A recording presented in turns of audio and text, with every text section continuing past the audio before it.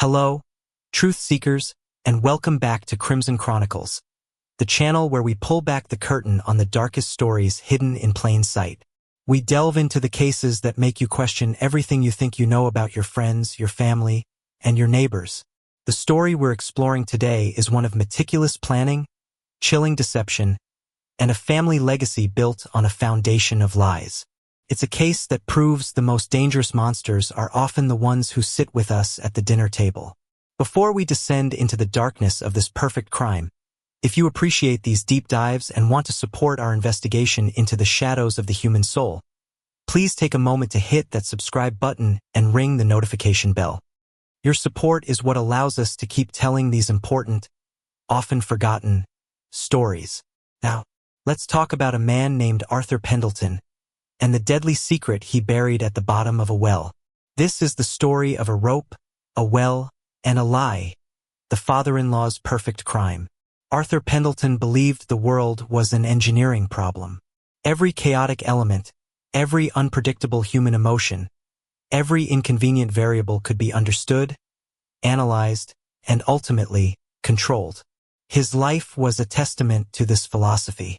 His home, a sprawling stone manor set on 100 acres of manicured Pennsylvanian countryside, was a structure of perfect right angles and load-bearing truths. His career as a structural engineer, from which he was now retired, had been a celebrated saga of transforming impossible concepts into concrete and steel realities. He had built bridges that defied gravity and skyscrapers that touched the clouds. But his greatest project, the one that required the most constant, painstaking maintenance, was his family legacy. And his son-in-law, David Miller, was a catastrophic, foundational flaw. To the outside world, David was a masterpiece of social engineering. He was handsome in a way that seemed both effortless and meticulously crafted, with a smile that could disarm skepticism and a charisma that filled any room he entered. He had swept into Arthur's daughter, Eleanor's, life like a charming, welcome storm. Eleanor, who had always been quiet, thoughtful, and perhaps a bit too much like her reserved father, had blossomed under David's attention. She laughed more, her eyes sparkled, and for that, Arthur had initially been willing to overlook the subtle dissonances he detected in David's character. He had tolerated the man's flashy car, his overpriced watch, and his casual way of talking about money as if it were an abstract concept rather than a resource to be managed with military precision. He had tolerated it for Eleanor's happiness. But tolerance, Arthur knew, had a breaking point. Like steel under stress, it could endure only so much pressure before shearing apart. The pressure had been building for 3 years, ever since the wedding. It began as small things, hairline cracks in David's polished facade. There was the way he'd subtly steer conversations back to himself, the way his stories of business success were always grand but frustratingly vague on the details. He worked in venture capital, a term Arthur found to be a euphemism for gambling with other people's money. He spoke of disrupting markets and leveraging assets, but Arthur, a man who dealt in blueprints and material fact, could never pin down what David actually produced.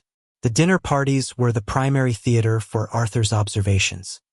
He would sit at the head of his long mahogany dining table, a silent monolith of judgment, watching. He saw how David would place a hand on Eleanor's back, a gesture that looked possessive rather than affectionate. He heard the faint, condescending edge in his voice when he'd say, "Oh, Ellie has her little hobbies," in reference to her beautiful, intricate pottery work that she was too shy to sell. He saw how Eleanor's smile would flicker, just for a second, before she regained her composure and played the part of the adoring wife. Arthur saw it all. He cataloged these moments like stress test data, each one a point on a graph trending inexorably toward failure. Tonight was another such dinner. The occasion was trivial, some minor promotion David had received. Arthur suspected the promotion was as illusory as the rest of his career, a convenient excuse to open a bottle of ridiculously expensive champagne and hold court in Arthur's house. The key, David was saying, swirling the golden liquid in his glass, is to not be afraid of risk. The old guard, your generation, Arthur, no offense, was all about slow, steady growth. Building things to last. He gestured vaguely with his flute. My generation, we understand that value is fluid. It's about perception. It's about the story you tell. Arthur looked at him over the rim of his water glass, his face an impassive mask. A story is not a bridge, David. A story cannot bear weight. If your foundation is perception, it will collapse the moment people stop believing. David laughed, a smooth, practiced sound. That's the trick, then, isn't it? Never let them stop believing. He turned to Eleanor and winked. Isn't that right, babe? Eleanor offered a small, rehearsed smile. David is very persuasive. The words hung in the air, heavier than they should have been. Arthur's gaze shifted to his daughter. She looked tired. There were faint, lavender smudges beneath her eyes that her makeup didn't quite conceal. She was thinner than she had been a few months ago, a fragility beginning to show in the delicate architecture of her clavicle. He had built his daughter to be strong, to be resilient. He had sent her to the best schools, given her every advantage. He had tried to imbue her with the same sense of order and self-worth that governed his own life.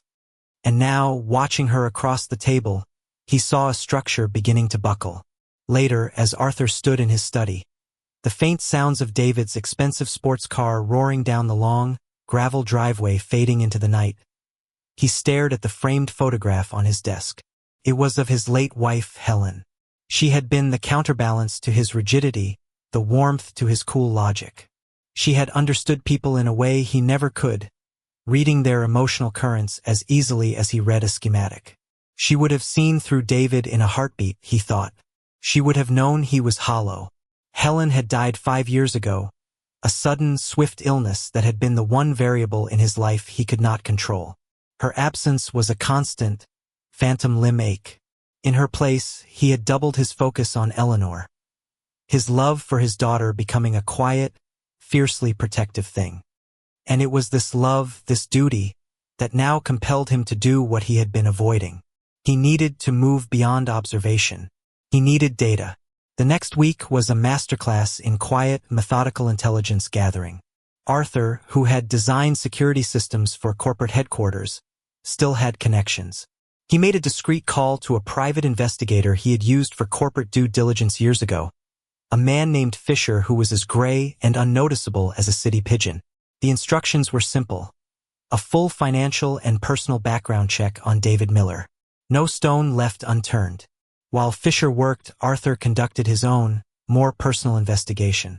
He invited Eleanor to lunch, just the two of them, at a quiet restaurant in the city. He kept the conversation light at first, asking about her pottery, her garden. He watched her carefully. She was guarded, her answers clipped. The easy flow they once shared was gone, replaced by a tense, shallow stream. "You seem tired, Ellie," he said, his voice softer than usual. "Is everything all right?" "Of course, Dad. Just busy," she said, her eyes flitting around the room, avoiding his steady gaze. "David's new role at the firm is demanding. We've been entertaining a lot." "His role," Arthur repeated, a statement, not a question. "He mentioned he's taking on more risk." Eleanor's fork clinked against her plate. "He's ambitious. You should be proud of him." "I am proud of you, Eleanor. Your happiness is all that has ever mattered to me." He paused, choosing his next words with an engineer's precision. "Does he make you happy?" For a single, breathtaking moment, Arthur saw the facade crumble. Her lower lip trembled, and her eyes welled with a sudden, shocking flood of unshed tears. A universe of pain, of fear, of exhaustion, flickered in their depths. It was the look of a structure at its absolute limit, groaning under a weight it was never meant to bear. Then, as quickly as it came, it was gone. She blinked, took a shaky breath, and the mask of the happy wife slid back into place. "Yes, Dad," she whispered, her voice brittle. "I'm very happy." It was the most blatant lie she had ever told him, and it broke his heart. He didn't push. He knew it would only make her retreat further, her loyalty to her husbander, her fear of him forcing her to build her walls higher. But Arthur now had the one piece of data he needed most: confirmation. His daughter was not happy. She was trapped. Fisher's report arrived a week later in a plain manila envelope. Arthur waited until nightfall, until the house was still and silent, before opening it in his study. He poured himself a small glass of scotch, the amber liquid catching the light from his desk lamp. The report was 20 pages long, single-spaced. Arthur read it with the same dispassionate focus he would give to a structural integrity analysis. The findings were worse than he had imagined. David Miller was not just a man of perception. He was a man of pure fiction. His venture capital firm was a shell company. The promotion was a lie to placate his few remaining investors, whom he had been paying with money from New Investorsa Classic and frankly amateurish Ponzi scheme. He was drowning in debt. High-interest loans from shady lenders, maxed-out credit cards under both his and Eleanor's names, a second mortgage on the house Arthur had bought them as a wedding gift. He had bled Eleanor's trust fund dry, the one Helen had so carefully established for her. But the financial ruin was only the beginning. Fisher had also uncovered a darker side. There were whispers of gambling debts, of angry men showing up at his rented office space. There was a former girlfriend who had filed a restraining order against him 2 years before he met Eleanor, citing physical intimidation and emotional abuse. The report included a copy of her sworn statement, her words painting a portrait of a narcissistic rage monster hidden behind a charismatic mask. Arthur read the line twice. He would back me into a corner, not hitting me, but making me think he would. He'd punch the wall next to my head. He said he loved me, but his love felt like being owned. He closed his eyes, a cold, heavy dread settling in the pit of his stomach. He pictured David, with his easy smile and possessive hand, backing his Eleanor into a corner. He imagined his daughter flinching as a fist smashed into the plaster beside her head. The scotch in his glass remained untouched. The problem was no longer a matter of foundational flaws. The structure was compromised, poisoned by a rot that was eating it from the inside out. A simple repair would not suffice. The rot had to be excised. Completely. For 2 days, Arthur did nothing. He moved through his routines with automated precision. He woke at 6, drank his coffee, read the Wall Street Journal, and tended to his workshop. But his mind was a whirlwind of calculations. He considered his options, analyzing each one for its potential outcomes, its risks, its collateral damage. Option A, confrontation. He could present the evidence to Eleanor. But he remembered the look in her eyes at the restaurant. She was in too deep, a victim of the classic cycle of abuse. She would likely defend David, deny the evidence. David, when cornered, would unleash his narcissistic rage. He would isolate Eleanor further, perhaps even become physically violent. The risk to Eleanor was too high. Outcome: probable failure, high danger to his daughter. Option B, legal intervention. He could go to the police. But the restraining order was from years ago. The financial crimes were complex and might be hard to prove without Eleanor's cooperation. David was a skilled liar.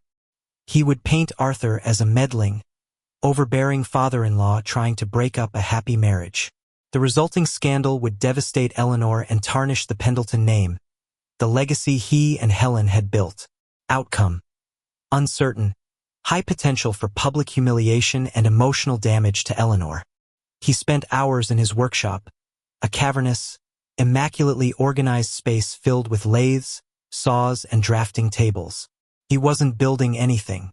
He was just thinking, surrounded by the tools of order and creation.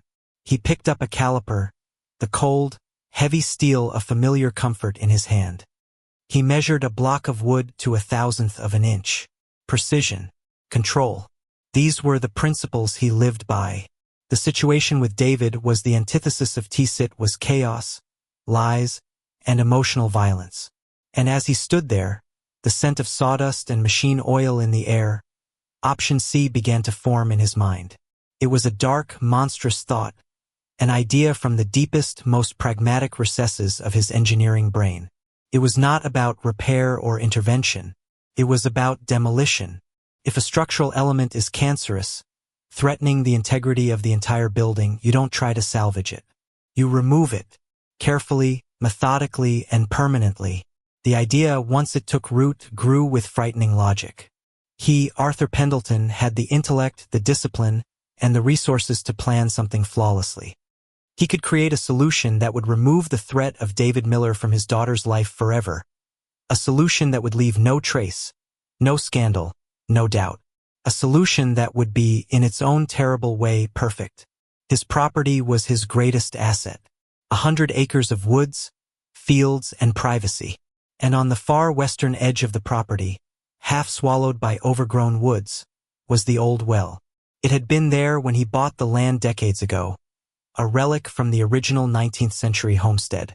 It was a stone-lined shaft, 3 feet in diameter, dropping 100 feet into the dark, cold earth. A crumbling stone wall encircled its mouth. It was a forgotten place, a place of endings, a place no one ever went. That evening, as dusk bled across the sky in hues of purple and orange, Arthur Pendleton left his workshop and walked across the fields towards the old well. The air was cool, smelling of damp earth and decaying leaves. He did not use a flashlight, his eyes long accustomed to the fading light. He moved with a steady, determined gait, the grim purpose of his errand settling over him like a shroud. He reached the clearing and stood before the well. It was a dark, silent mouth in the earth.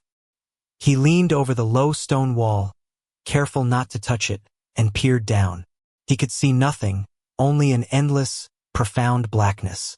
He picked up a loose stone from the ground, the size of his fist, and dropped it into the abyss. He counted. 1, 2, 3, 4. A distant, hollow plunk echoed up from the depths, the sound swallowed almost immediately by the immense silence. He stood there for a long time, the engineer surveying his site. His mind was no longer a storm. It was calm, clear, and cold. The variables were slotting into place. The problem was defined.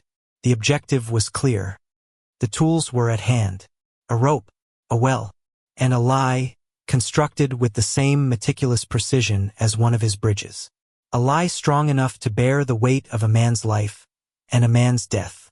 He turned and walked back toward the warm, inviting lights of his perfect house. The architecture of contempt had been finalized. It was time to draw up the blueprints for a crime. The 2 weeks following Arthur's decision were a study in compartmentalization. On the surface, he was the same man he had always been, retired, regimented, and reserved. He took his morning walks, read his papers, and tinkered in his workshop. But beneath this placid exterior, a second Arthur was at work, a cold, meticulous architect of death, and he was designing his masterpiece.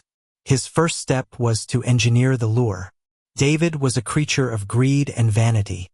The bait had to appeal to both. Arthur spent 3 days creating a fictional entity, Blackwood Development Group. He purchased a domain name, built a simple but professional-looking website showcasing non-existent luxury property developments, and set up a temporary burner phone with a corresponding number. He then drafted a series of documents, geological surveys for a piece of land he supposedly owned under a holding company, preliminary architectural drawings, which he drew himself with masterful skill, and a pro forma financial statement projecting impossibly high returns. The deal was designed to be irresistible to a desperate man. A discreet, off-the-books partnership to acquire a neighboring parcel of land before it went to public auction. It required a cash buy-in, and it required secrecy. While the digital trap was being set, Arthur began the physical preparations. This phase was governed by a strict set of rules. Pay cash, travel to different towns, purchase nothing that could be traced back to a larger project. In a hardware store 30 miles east, he bought 150 feet of 3/4-inch high-tensile nylon rope, the kind used for heavy-duty hauling. He also bought a pair of thick, leatherwork gloves. In a farming supply store 20 miles north, he purchased a heavy-duty tarp and 2 cinder blocks. In a general store in another direction, he bought a powerful, battery-operated flashlight and a small shovel. Each item was mundane on its own, a collection of unrelated tools for a country gentleman. Together, they were a murder kit. He established his alibi with the same painstaking care. He called a rustic, remote fishing lodge 4 hours away in the Allegheny Mountains, a place he hadn't visited in years. He booked a cabin for the coming weekend, mentioning to the cheerful owner on the phone his desire to get away from it all and catch some early-season trout. He paid the deposit with his credit card, a deliberate, traceable action that would anchor him to a specific place and time, far from the real event. The most critical preparation took place at the well itself. Over 3 separate nights, working under the sliver of a waning moon, he prepared the site. He wore his newly purchased gloves and an old pair of boots he planned to burn. He cleared a barely there path from a disused access road to the clearing, careful to make it look like a deer trail. He used the shovel to dig a shallow trench near the well, where he placed the tarp, the cinder blocks, and the coiled rope, covering them with leaves and dirt. He studied the crumbling stone wall around the well's mouth, noting the loose stones and the way the moss grew. This wasn't just a disposal site. It was a stage, and every detail of the set had to be perfect. Finally, he initiated contact. Using the Blackwood burner phone, he sent a single, cryptic text to David. A mutual friend from the Grant St. Club suggested you might be the right kind of partner for a discrete opportunity. High yield, fast turnaround. Interested? The Grant St. Club was a defunct private club David used to boast about. The bait was in the water. Took less than 5 minutes for David to reply, "Who is this?" Arthur, as Mr. Blackwood, played him expertly over the next few days, slowly feeding him details of the fictional land deal, stoking his greed while emphasizing the need for absolute secrecy. He sent over the doctored financial projections, which David consumed without question. The hook was set. The final step was to reel him in. He scheduled the meeting for Friday night at 10 p.m., the night before his fishing trip. The location: the disused access road on the western edge of the Pendleton property, where they could walk the boundary line in private. David, envisioning a briefcase full of cash and a quick solution to his mountain of debt, agreed without hesitation. He told Eleanor he had a late meeting with a new, important client. On Friday night, a profound, almost unnatural calm settled over Arthur. He ate his dinner, read a chapter of a history book, and at 9:30 he went to his workshop. He changed into old, dark clothes and the boots destined for the fire. He took no phone, no wallet. He walked out into the cool, dark night, a ghost on his own land. He was waiting in the shadows when David's sports car pulled up to the rusted gate of the access road. David got out, looking impatient and arrogant in a tailored jacket. "Blackwood?" he called into the darkness. "Over here, David." Arthur's voice was flat, devoid of its usual tone. David turned, and his confident smirk faltered as he saw his father-in-law step out from behind an old oak tree. "Arthur? What the hell are you doing here? Where's Blackwood?" "There is no Blackwood," Arthur said, his voice calm. "There is only you and me. We need to talk about Eleanor's trust fund." The color drained from David's face. Panic and rage warred in his eyes. "I don't know what you're talking about." "I think you do," Arthur said, taking a slow step forward.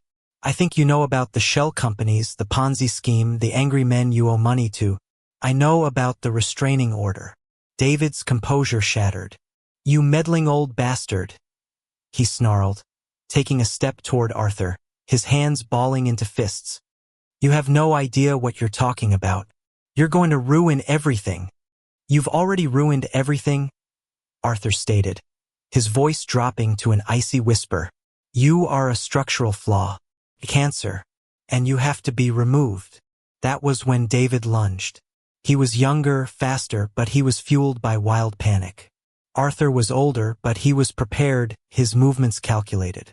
He sidestepped David's clumsy charge, using his own momentum against him. They grappled for a moment, a tense, silent struggle in the dark. Arthur was surprisingly strong, his body hardened by a lifetime of physical work. He got behind David, locking an arm around his neck in a chokehold he'd learned 50 years ago in the army. David thrashed, his expensive shoes scrabbling for purchase on the damp earth. His struggles grew weaker, his breaths coming in ragged, desperate gasps. And then he went limp. Arthur held on for a full minute longer, ensuring the task was complete. The silence of the woods rushed back in, broken only by his own heavy breathing. He let David's body slump to the ground. The engineer in him noted the clinical reality of the moment. The problem had been neutralized. Now came the final phase of the project. He retrieved the tarp and the rope. He rolled David's body onto the plastic sheeting, wrapped it tightly, and tied the cinder blocks securely to the torso with a portion of the rope. He then dragged the heavy, awkward bundle along the path to the well. The work was grueling, and sweat poured down his face, but he worked with a steady, relentless rhythm. At the edge of the well, he tied the long end of the rope around the tarp-shrouded body. He heaved the dead weight up onto the crumbling stone wall, balancing it precariously over the black abyss. He gave it one final, powerful shove. The bundle tipped over the edge and vanished into the darkness. The rope paid out through his hands with a hiss, and then it too was gone. Arthur leaned over the edge, listening. For seconds later, the sound came a deep, resonant thump splash that seemed to be swallowed by the very earth itself. The cleanup was just as methodical. He retrieved the shovel and carefully erased any signs of the drag marks. He walked the path back to the road, scuffing his tracks. He drove David's car 20 miles away to a notoriously high bridge over the Schuylkill River, a place known for suicides. He wiped the car's interior clean of his fingerprints, left the keys in the ignition, and walked 3 miles to a pre-stashed bicycle, which he rode back to a spot near his property. The final act was in his workshop's furnace. The gloves, the boots, the dark clothes all reduced to ash. At 2 a.m. he showered, dressed in fresh clothes, and packed his fishing gear. He got into his car and drove north, arriving at the fishing lodge just before sunrise. The night clerk, a sleepy college kid, checked him in. Arthur made a point of asking about the best fishing spots, establishing his presence. His alibi was now rock solid. The next morning, the calls began. He played his part perfectly. First, a worried call to David's phone, which went to voicemail. Then, a call to Eleanor. "Have you heard from David? He never called me back about the stock question I had." By that evening, Eleanor was frantic. David was missing. The police were called. Detective Isabella Rossi arrived at Eleanor's house the next day. She was in her late 30s, with sharp, intelligent eyes that missed nothing and a reputation for being relentless. She listened to Eleanor's tearful story about the late client meeting. She listened to Arthur, who had driven back from his fishing trip with a heavy heart, recount his last conversation with David. He was the very picture of a concerned, dignified father-in-law. When David's car was found by the bridge, the narrative began to write itself. A man deep in debt, his schemes collapsing, takes his own life. The search focused on the river. But Rossi was bothered. The scene felt too neat, too clean. Narcissists like David Miller rarely went quietly. They were more likely to flee than to end it all. She interviewed Arthur at his home. She walked with him through the immaculate, orderly rooms, all stone and polished wood. "He was having financial troubles, you knew that?" Rossi asked, her gaze sweeping over a framed blueprint of a complex bridge hanging on the wall. "I suspected," Arthur said, his voice laced with regret. "He was a proud man. He never would have asked for my help." "So you two were close?" "He was my daughter's husband," Arthur said, a masterpiece of a non-answer. Rossi looked at him, a flicker of something, not suspicion, not yet, but a professional curiosity in her eyes. "Your alibi is perfect, Mr. Pendleton. The lodge owner remembers you clearly. Your credit card statement confirms everything. Perfection is simply a matter of careful planning, Detective," Arthur replied, his voice even. "It's a principle I've applied to my entire life." Rossi nodded slowly, her eyes lingering on him for a moment too long. "I'm sure it is," she said. As she left, Arthur stood at the window, watching her car disappear down the long driveway. The first stress test had been passed. The lie was bearing the weight. But he could see in the detective's eyes that she was a different kind of engineer, one who specialized in finding the single, invisible hairline fracture that could bring the whole structure crashing down. Weeks bled into a month, then 2. The river search for David's body was eventually called off, the official theory solidifying around a desperate man consumed by the currents. David Miller was declared dead. Eleanor, fragile and broken, moved back into her father's house, finding a strange, hollow comfort in its silent, orderly halls. Arthur was a pillar of support, a quiet presence who managed the legal affairs, shielded her from the media's fleeting interest, and never once said, "I told you so." He was the perfect, grieving father-in-law. His crime was perfect. His new life, built upon its foundation, was perfect. But the lie had weight. It was a constant, low-level hum in the back of his mind, a structural stress he had to perpetually monitor. Detective Isabella Rossi was the source of that stress.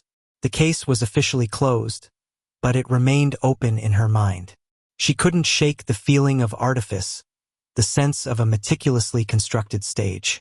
David Miller's narcissism gnawed at her. He would have left a note, a grand, self-pitying manifesto. He wouldn't have just vanished. His disappearance was a void, and Rossi, like nature, abhorred a vacuum. She began her own, off-the-books investigation, revisiting the case file on her own time. She focused not on the victim, but on the beneficiaries of his absence. The primary beneficiary, of course, was Eleanor. But the true architect of that benefit was Arthur. His alibi was flawless, a sealed box. But Rossi didn't want to break the box. She wanted to find out how it was built. She started with his life's work. She spent hours in the library archives, studying his career. She read articles about the Pendleton Bridge, the Harrison Tower. The words used to describe him were always the same. Meticulous, brilliant, a master of contingency planning, a man who foresaw every possible point of failure. He didn't just build structures, he built systems of perfect control. And Rossi started to wonder if he had treated his son-in-law's inconvenient existence as just another engineering problem. Her visits to the Pendleton estate became more frequent. She would arrive unannounced, under the guise of tying up loose ends or checking on Eleanor. But her true target was always Arthur. Their conversations became a subtle, high-stakes chess match. "I was reading about the materials you used for the suspension cables on the Pendleton Bridge," she said one afternoon, sipping tea in Arthur's cavernous study. "Fascinating stuff. The calculations for tensile strength must have been immense. Every variable must be accounted for, Detective," Arthur replied, his face impassive. "You calculate the maximum load, the environmental stressors, the material fatigue. You leave nothing to chance." "Chance?" Rossi mused, setting her cup down. "It's funny. David's disappearance feels so full of chance. The currents, the tide. It's all so unpredictable. It doesn't seem like a world you'd be comfortable with, Mr. Pendleton. I have learned to accept that some things are beyond my control," he said, the lie tasting like ash in his mouth. While Rossi chipped away at his composure, the lie was also beginning to poison him from within. His relationship with Eleanor, the very thing he had killed to protect, grew strained. She was adrift in her grief, and his quiet, controlled presence began to feel less like a comfort and more like an impenetrable wall. She needed to talk about David, to sort through the confusing mixture of love and resentment she felt for her dead husband. But Arthur would gently steer the conversation away, his discomfort palpable. The breaking point was a small thing. One rainy afternoon, while sorting through some old boxes in the attic, Eleanor found a collection of old property surveys from when Arthur first bought the estate. She unrolled one of them, a hand-drawn map from the early 20th century. Her finger traced the sprawling lines of the property. And there, on the far western edge, she saw a small circle with a notation. "Old Homestead Well. Do not use." A vague, half-forgotten memory surfaced. She had been a child, playing near the woods, and her father had told her, in a tone sterner than she was used to, never to go near the old well. It was dangerous, he had said. Place of endings. She brought the map downstairs to Arthur's workshop. He was polishing a piece of wood, his movements precise and rhythmic. "Dad," she began, her voice hesitant. "I found this old map. I'd forgotten all about the old well." Arthur's hands stilled for a fraction of a second. It was an almost imperceptible pause, but in the silent workshop it felt like a seismic event. He turned to her, his face a carefully blank canvas. "It's just a relic, a hole in the ground. It's been sealed for years," he said. His voice was too flat, his dismissal too quick. "I don't know, I had a bad dream about it last night," she lied, probing for a reaction. "It's silly, I know. Eleanor, you are overwrought," he said, his tone now carrying an edge of cold authority. "David's death has been hard on you. There is nothing to be gained by dwelling on old maps and forgotten holes. The well is irrelevant." He had never used that word with her before, irrelevant. It was a word an engineer used to dismiss a non-critical variable. Her father, the man who had always treated her feelings as paramount, had just dismissed her fear as an inconvenient piece of data. A tiny, horrifying seed of suspicion took root in the back of her mind. A suspicion so monstrous she immediately tried to bury it.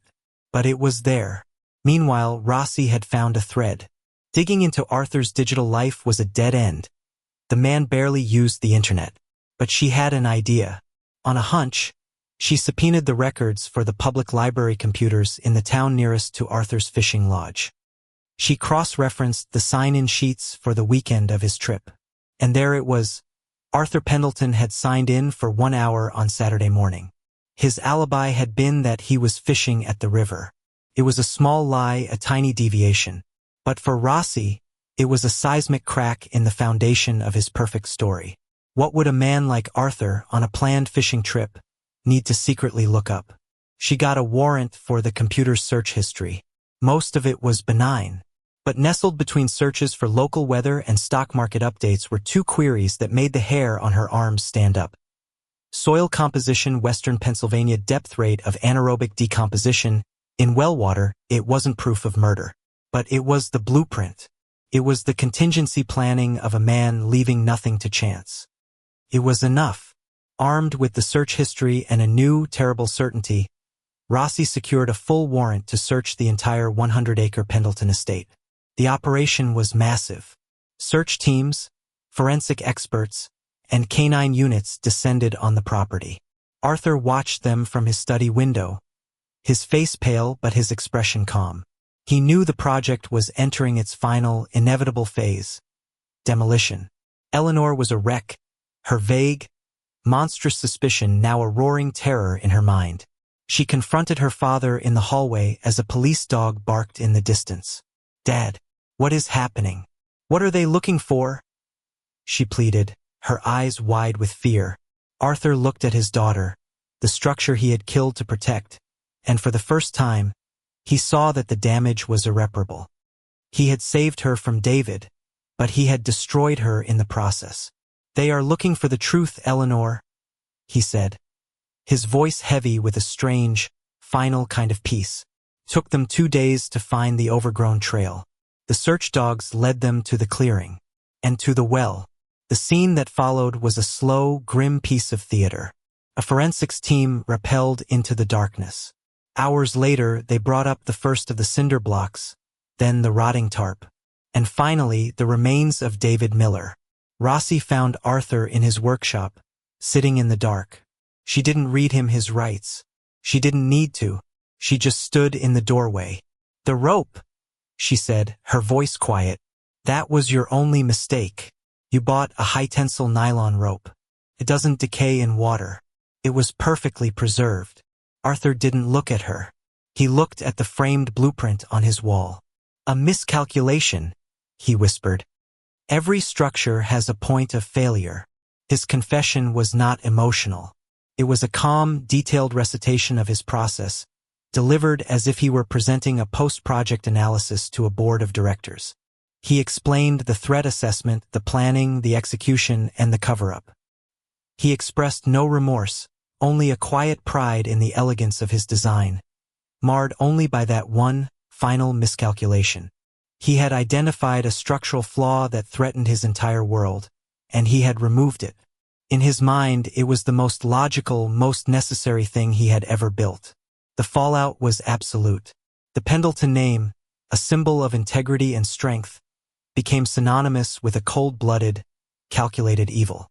Eleanor was shattered, a victim of two monsters, the husband who abused her and the father who murdered for her. She was left alone in the wreckage. The story ends months later.